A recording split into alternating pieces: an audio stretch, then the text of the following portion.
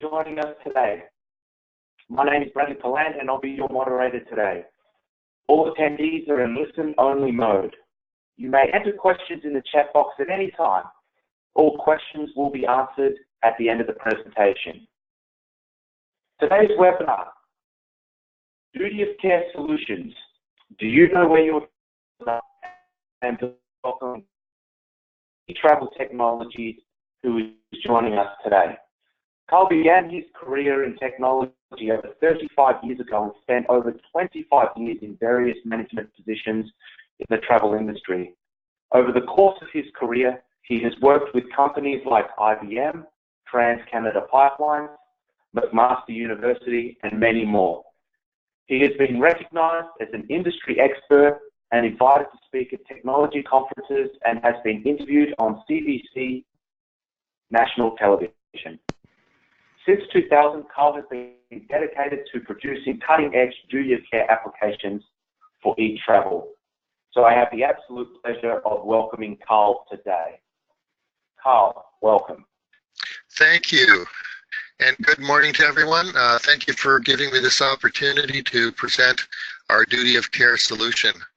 I'm going to speed along through this presentation. I apologize in advance if I'm going quickly. We have a limited amount of time, so we need to get through this fairly quickly. But please do post any questions that you may have. I'd be happy to answer those at the end. So let me start by saying that currently there are over 50 countries that have established duty of care legislation, primarily to protect travelers on a job who are traveling for their corporations. In Britain, they have a separate Corporate Manslaughter Act. In the U.S., regulations differ by state, but they're all intended effectively to protect the traveler.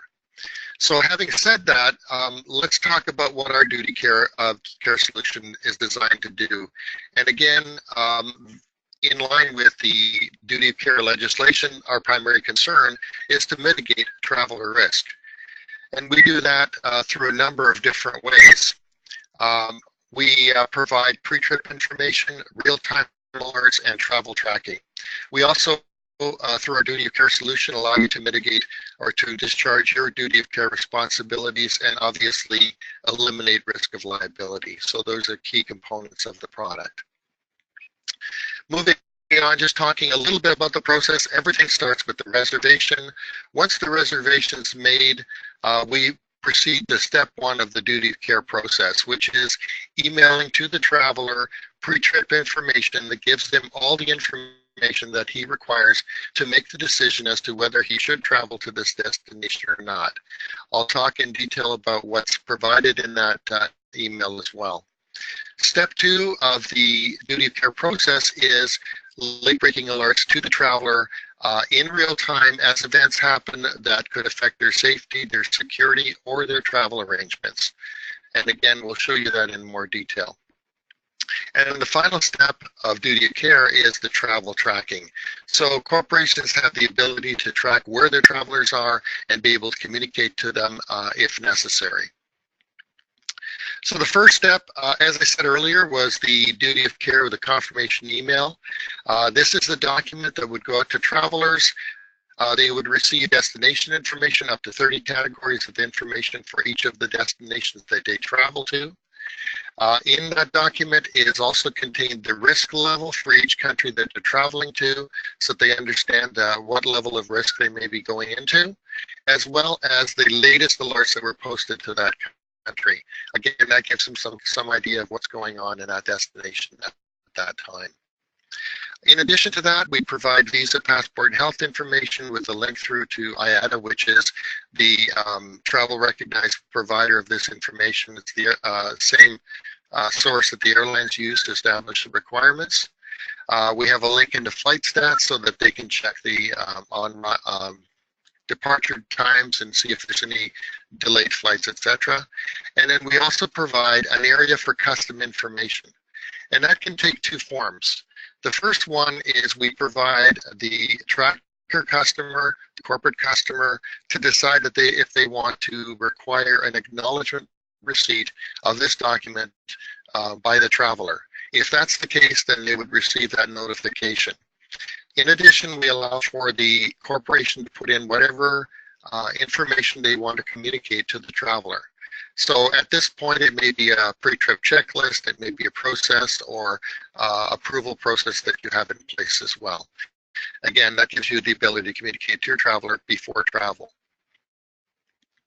Once the traveler has made a reservation and are either at the destination or just about to go to their destination, if an event happens that could affect the safety, security, or travel arrangements of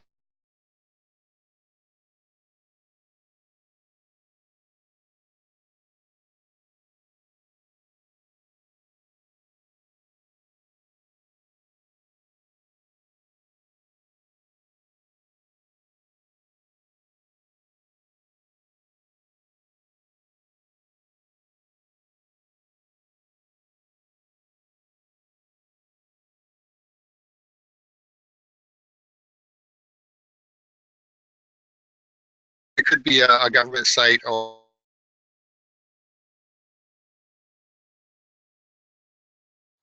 any one of hundreds of various. In addition, again, we give the corporate the ability to provide or request a certain amount of information from the traveler. Again, acknowledgement receipt is here if you choose to use that, and then you can communicate whatever you want to the traveler at the point of receiving an alert. At the same time, we send out the alert to the traveler.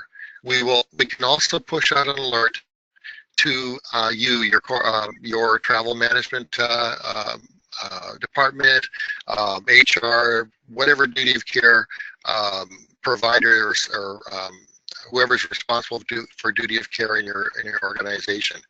So they would receive the same information that the traveler receives.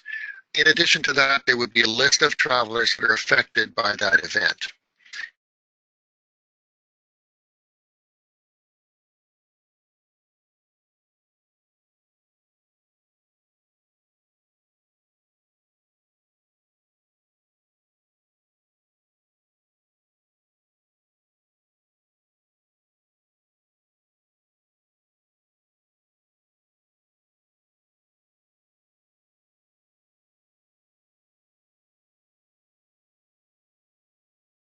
Point out one in particular. This is a very important box. So when you log in, what happens is the program will look through your traveler data, through the alerts, and identify if there's a situation that you need to address.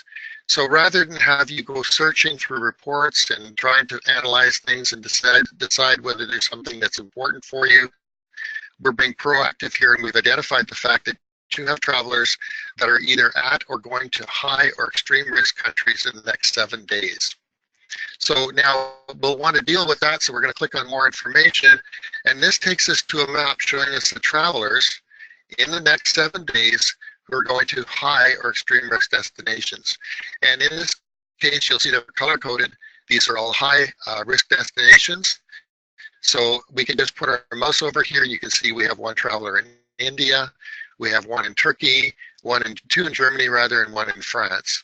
So we can click on these and get more information about the risk level, and you can get actually a lot of information. I'm not going to click on that right now. We'll go into that separately, but you can also get a list of your travelers, and I'll walk through that in just a second. But I want to show you that you can also make other selections here. So we can look at, well, what's happening the rest of this month, or I can look at all future travel. I can also select different risk levels. Obviously, if I'm looking at, pardon me, at future travel, you'll see that you have some people going to extreme risk destinations, and these may be situations that you want to deal with immediately. So again, we can click on that icon. We can then click on the list of travelers.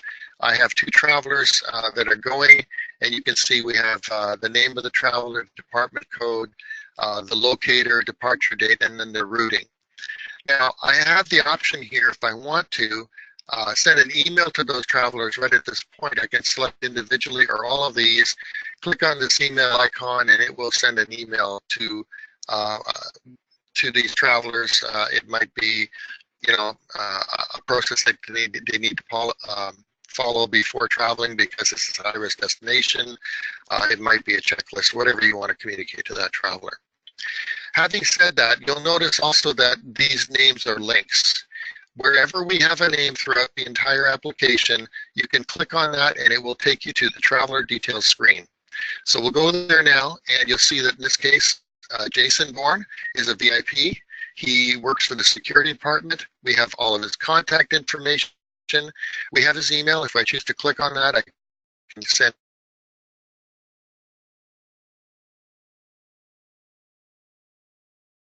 him an email. We have, in this case, you'll notice if you're not familiar with all the airline codes, you can just put your mouse over the airline code. It'll tell you that's Iberia and that's British Airways. We have all of the itinerary along with the times, and this is, again, 24-hour clock. So if you're unfamiliar with that, you can just put your mouse over it, and it will tell you what that is in standard time. We also have all the hotel information. You'll notice the city, the hotel, the dates in and out. And then again, if you leave your mouse over that hotel, it will give you the phone number if you choose to reach out to that traveler. Car information is also here. We have, for instance, in this case, London and Milan.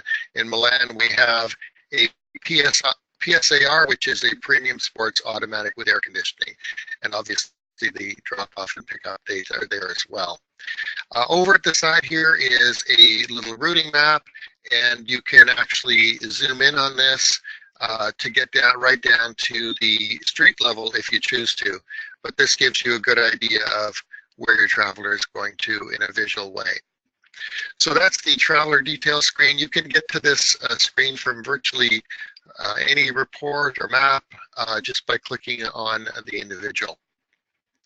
I'm not going to show you a lot more here, but let's go to the travelers now, because this is something that's important, obviously, to people. You want to know if an event happens, do I have travelers there, or where are my travelers today? This answers that question for you.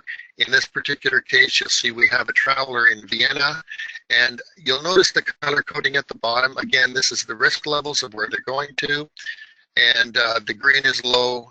You've got guarded, elevated, high, and extreme. This happens to be high level. All of these maps we can zoom in right down to street level if we choose to, but you can see exactly where your travelers are at any time. There are other ways of looking at your travelers. You can look at travelers by flight. We saw the travelers by risk level. You can see travelers by alerts as well. We won't have time to go to all of those, but there's a lot of different ways of getting to your traveler information. I'm going to move on to security and show you the security levels on a worldwide basis. We have here, for instance, a color-coded map, and you can see that our risk levels are coded here by color: low, guarded, elevated, high, and extreme. And just by putting your mouse over a particular country, you will see what the level is for that country. We also have a couple of different displays here at the side, which you can get information on as well. But if we want full information on a specific destination, we can just mouse over it, click on it, and it will take us to the travel security risk details screen. This will give you all the information about the risk level in each individual country. You'll notice the risk level is actually shown there. There's a map you can click on to get further information. But this is really the key piece right here. This is the country overview. This is where you'll read about things like terrorist attacks, bombing, shootings, kidnapping, all of those nasty things that go on in some countries around the world. So there's very extensive information about all of the various things that are going on at that destination.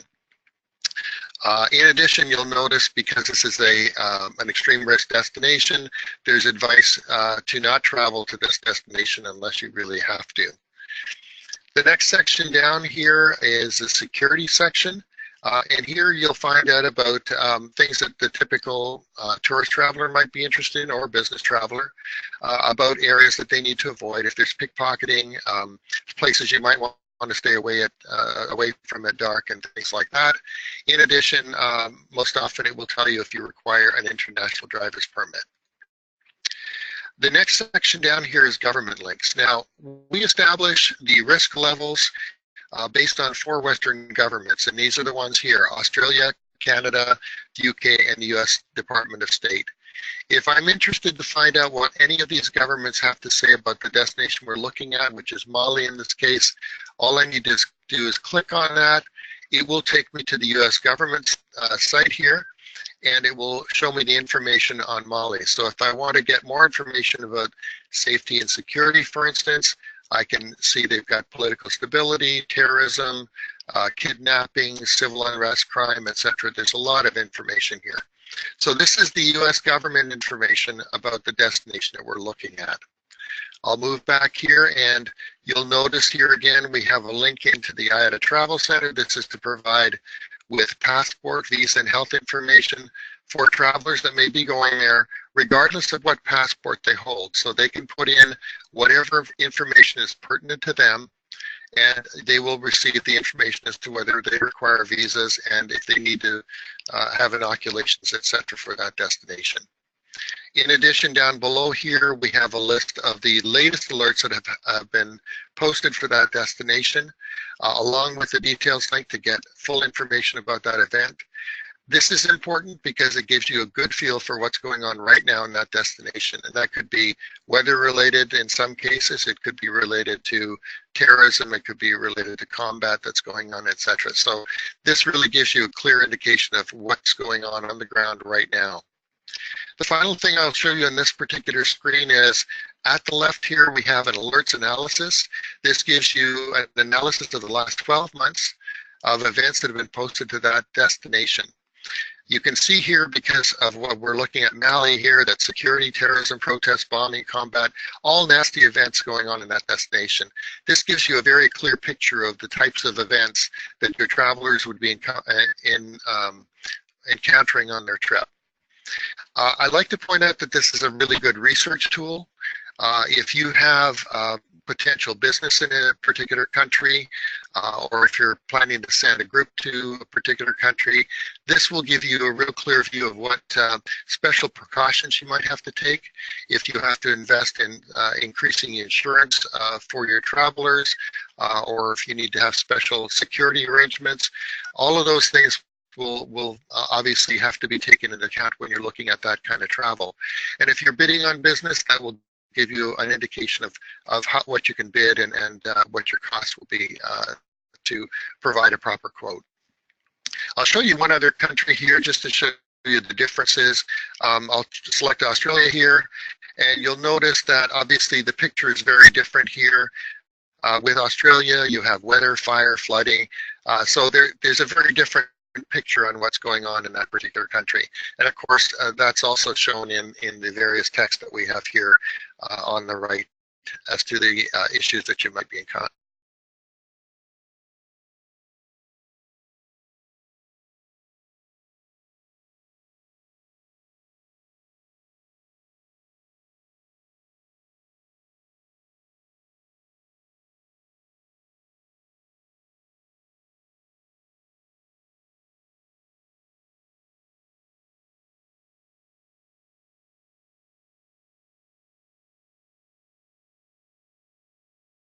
Or will be traveling in the future. So I can see here, obviously, I've got the name, the department, locator, departure, and routing. And again, like I showed you earlier, we can select individuals or all travelers and send them emails if I choose to here. But the real power here is this search functionality. So let's say that, for instance, I want to find out where all my salespeople are. I simply have to type in sales, and I can see now all the salespeople we're looking at. Or maybe I want to see where my finance group is traveling. I can do that. I can search on virtually anything here. So for instance, if I want to find out who's traveling through New York, that's a very easy way to do that. Or I could even go down to an individual traveler name and find an individual traveler. Once I found what I want to do, I can do a number of things. Obviously, I can send an email, like I said before, but I can take that information now and I can export it into a comma delimited file, an Excel spreadsheet, or a PDF. So I might want to, for instance, create a PDF, which I can then attach to an email to send to management so that they can act on a specific event that we're trying to highlight. So it's a real easy way of communicating that information. All of the reports work similarly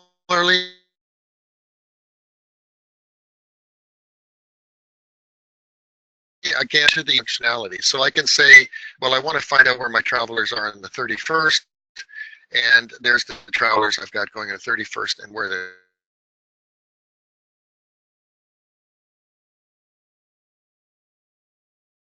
traveling to. Communicate travelers by destination and date, multiple employees in the same flight. So I know a lot of corporations, this is a policy issue.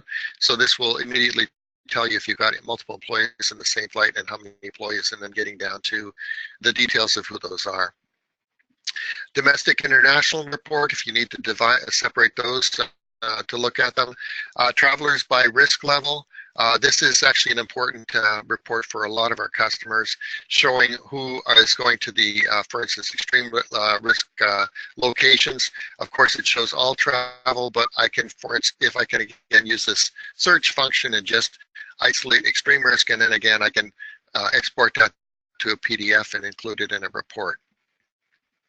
Segment analysis is for those people who really like to get into reporting. I'm not going to get into that.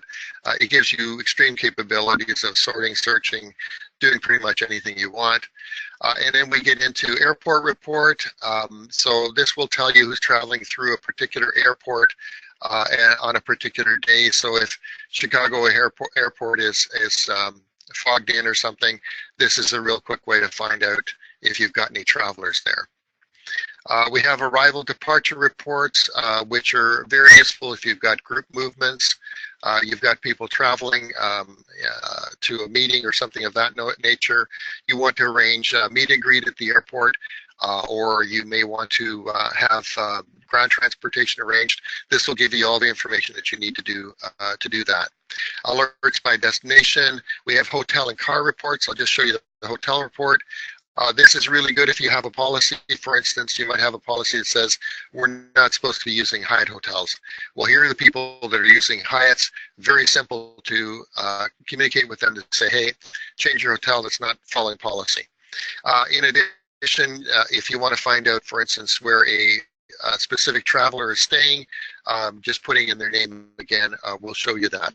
Again, like all of the other areas, again, I can click on any of the names on all these reports and take me right into the detail screen if I need details on those travelers. The destination report, I'll just very quickly highlight here for you.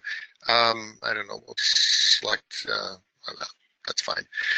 This is the information that is communicated to your traveler in that initial pre-trip document email that we send.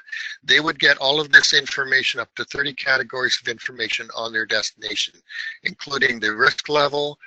You can see security and caution, entry requirements, health and medical. You'll also notice there's a lot of links here to outside resources, but there's information on pretty much anything that they might want to look at regarding that destination, in addition to the latest alerts that are posted to that destination. Moving on quickly, I'm going to go into the assets module. This is a tool to be used for situations where they're non-regular reservations. So having said that, that could apply to, for instance, an expat who is at a destination, who's at a destination for 6 months or a year or more.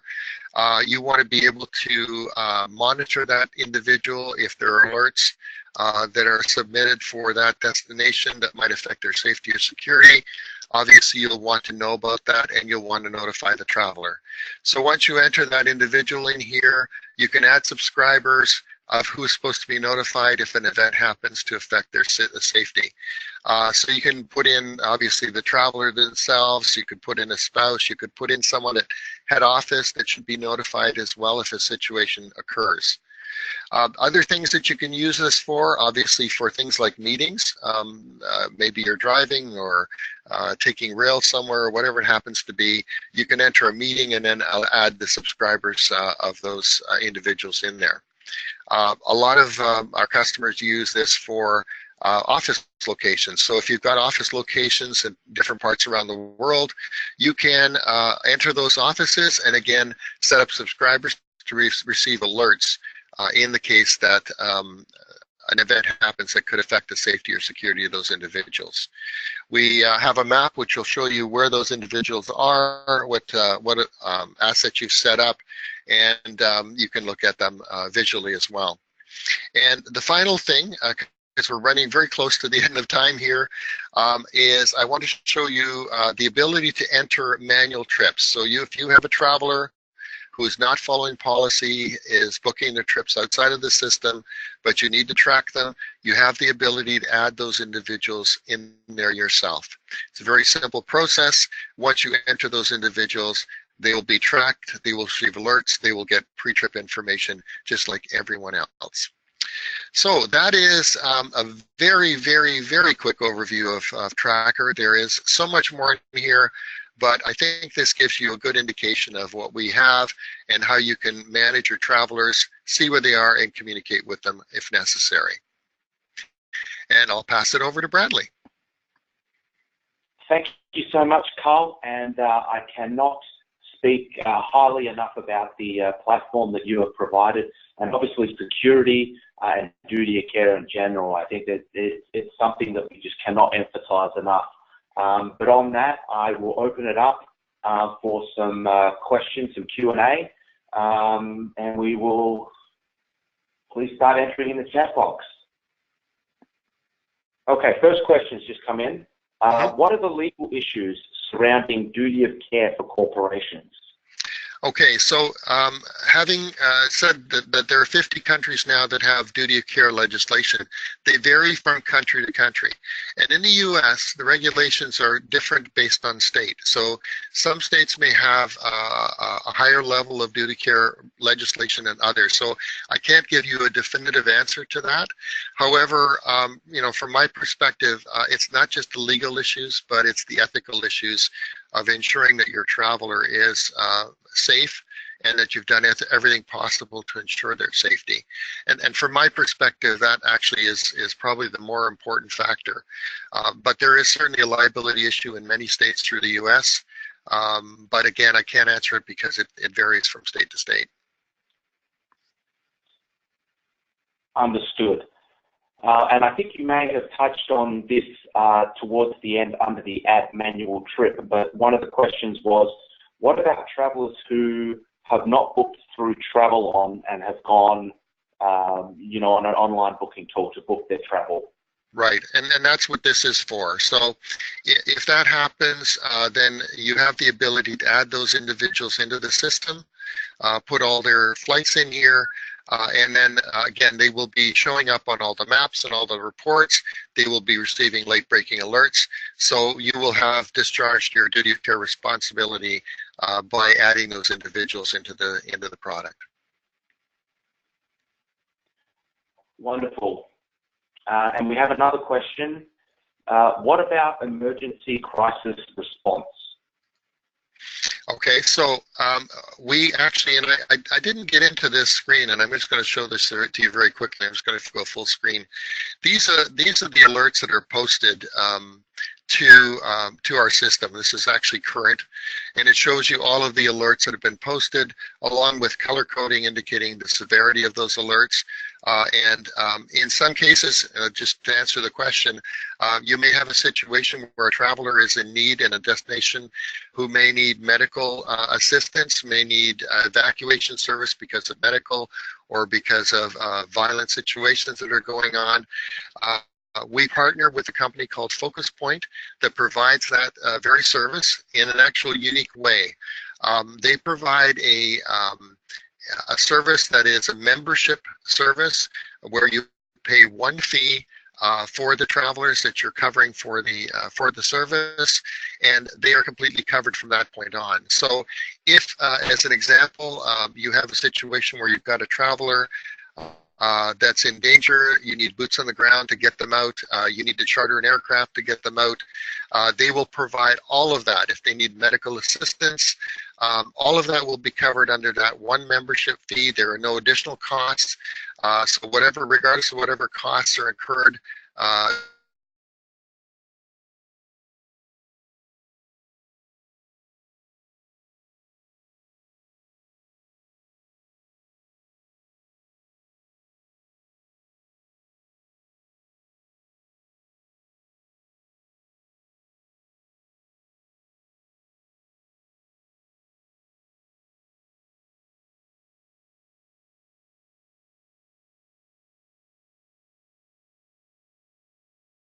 ground. If they need to be evacuated, there's a bill that comes at the end of that service for that additional cost.